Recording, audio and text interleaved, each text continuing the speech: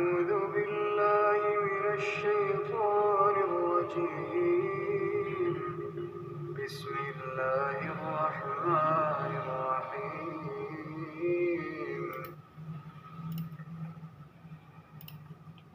وأيوب إذ نادى ربه أني مسني الضر وأنت أرحم الراحمين.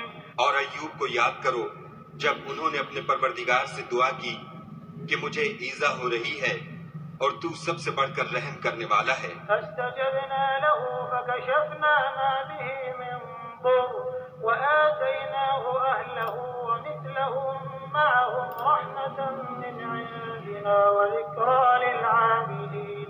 تو ہم نے ان کی دعا قبول کر لی اور جو ان کو تکلیف تھی وہ دور کر دی اور ان کو بال بچے بھی عطا فرمائے اور اپنی مہربانی سے ان کے ساتھ اتنے ہی اور بخشے اور عبادت کرنے والوں کے لیے یہ نصیحت ہے. وإسماعيل وإدريس وذا الكفل كل من الصابرين. اور اسماعیل اور ادریس اور ذوالکفل کو بھی یاد کرو یہ سب صبر کرنے والے تھے. وأدخلناهم في رحمتنا إنهم من الصالحين. اور ہم نے ان کو اپنی رحمت میں داخل کیا بلا شبہ وہ نیکوکار تھے. وذا النون إذ ذهب مغاضبا فظن أن لن نقدر عليه فنادى في الظلمات أن لا إله إلا أنت سبحانك إني كنت من الظالمين. اور ذوالنون کو یاد کرو جب وہ اپنی قوم سے ناراض ہو کر غصے کی حالت میں چل دیے اور خیال کیا کہ ہم ان پر قابو نہیں پا سکیں گے. آخر اندھیرے میں خدا کو پکارنے لگے کہ تیرے سوا کوئی معبود نہیں، تو پاک ہے اور بے شک میں قصوروار ہوں. فاستجبنا له ونجيناه من الغم وكذلك ننجي المؤمنين. تو ہم نے ان کی دعا قبول کر لی اور ان کو غم سے نجات بخشی اور ایمان والوں کو ہم اسی طرح نجات دیا کرتے ہیں. وزكريا إذ نادى ربه رب لا تذرني فردا وأنت خير الوارثين. اور زکریا کو یاد کرو جب انہوں نے اپنے پروردگار کو پکارا کہ پروردگار مجھے اکیلا نہ چھوڑ اور تو سب سے بہتر وارث ہے. فاستجبنا له ووهبنا له يحيى وأصلحنا له زوجه إنهم كانوا يسارعون في الخيرات ويدعوننا رغبا ورهبا وكانوا لنا خاشعين. تو ہم نے ان کی پکار سن لی اور ان کو یحییٰ بخشے اور ان کی بیوی کو اولاد کے قابل بنا دیا. یہ لوگ لپک لپک کر نیکیاں کرتے اور ہمیں امید اور خوف سے پکارتے اور ہمارے آگے عاجزی کیا کرتے تھے. والتي أحصنت فرجها فنفخنا فيها من روحنا وجعلناها وابنها آية للعالمين. اور ان مریم کو بھی یاد کرو جنہوں نے اپنی عفت کو محفوظ رکھا تو ہم نے ان میں اپنی روح پھونک دی اور ان کو اور ان کے بیٹے کو اہل عالم کے لیے نشانی بنا دیا. إن هذه أمتكم أمة واحدة وأنا ربكم فاعبدون. یہ تمہاری جماعت ایک ہی جماعت ہے اور میں تمہارا پروردگار ہوں تو میری ہی عبادت کیا کرو. وتقطع.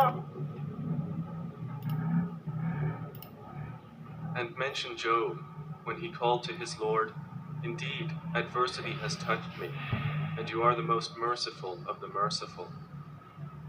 So we responded to him and removed what afflicted him of adversity. And we gave him back his family and the like thereof with them, as mercy from us, and a reminder for the worshippers of Allah. And mention Ishmael and Idris and Dhul-Kifl, all were of the patient. And we admitted them into our mercy. Indeed, they were of the righteous. And mention the man of the fish, when he went off in anger and thought that we would not decree anything upon him. And he called out within the darkness, "There is no deity except you. Exalted are you. Indeed, I have been of the wrongdoers." So we responded to him and saved him from the distress, and thus do we save the believers. And mention Zechariah when he called to his Lord, "My Lord, do not leave me alone with no heir, while you are the best of inheritors." So we responded to him, and we gave to him John, and amended for him his wife. Indeed, they used to hasten to good deeds and supplicate us in hope and fear, and they were to us humbly submissive. And mention the one who guarded her chastity. So we blew into her garment through our angel Gabriel, and we made her and her son a sign for the worlds. Indeed, this, your religion, is one religion, and I am your Lord, so worship me. اعوذ باللہ من الشیطان الرجیم بسم اللہ الرحمن الرحیم السلام علیکم رحمۃ اللہ۔ ہر انسان کی جو کیفیت ہوتی ہے وہ خوف اور امید کے بیچ میں ہوتی ہے۔ تو اسی طرح سے دو چیزیں ہیں قرآن میں، انما الاعمال بالنیات، ایک نیت وہ بھی شیطان آ کے بگاڑ دیتا ہے، اور ایک جو ہے ایمان۔ جب آپ نے اللہ کی بات سنی نہیں تو آپ کا ایمان کیسے اسٹرانگ بن سکتا ہے؟ تو ایمان اپ ڈاؤن ہوتا ہے۔ تو یہ سارے لوگ ایک دوسرے کو دیکھ کے، دنیا کو دیکھ کے چل رہے ہیں نقل کے اوپر، پرانے لوگوں نے پرانے لوگوں سے سیکھا، ایسے سیکھتے سیکھتے نیچے تک۔ تو اب یہ صدیوں سے ایسا ہی چلا آ رہا ہے، جب سے دنیا بنی ہے۔ پھر اللہ نے انبیاء علیہ السلام کو بھیجا اپنا پیغام دے کے لوگوں کی کریکشن کرنے کے لیے۔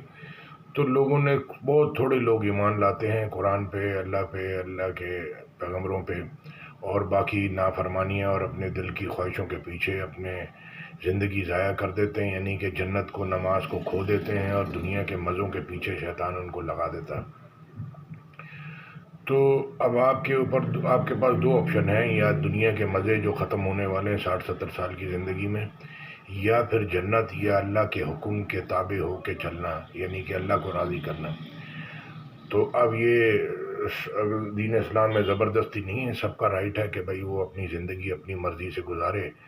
جو وقت، زندگی، جان، مال اللہ نے دیا، اللہ بھی لگا دے گا، تو کس چیز کا حساب؟